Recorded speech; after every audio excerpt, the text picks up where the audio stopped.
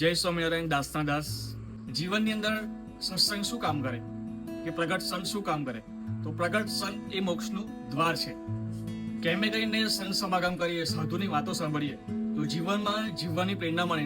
એ પ્રેરણાના માધ્યમથી પરિવારની અંદર શાંતિ, દેશભક્તિ, રાષ્ટ્રભક્તિ, ગુરુ ભક્તિ આપણે સૌ સારામાં સારી રીતે અદા કરી શકીએ ને જીવનની અંદર મા બાપની સારામાં સારી રીતે સેવા કરી શકીએ.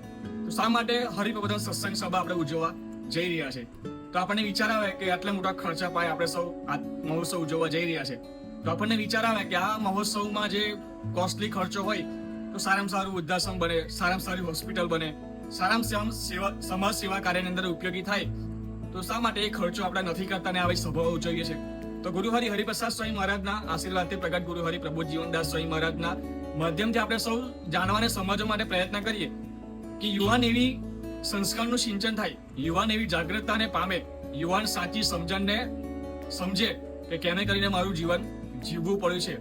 જેમ વાત કરી કે 84 લાખ યોનિમાંથી પસાર થઈને આપણે મનુષ્ય દેહ મળે, એમાં પણ ભરતખંડને વિશે મળે તો આપણે કેવા બધા ભાગ્યશાળી છે.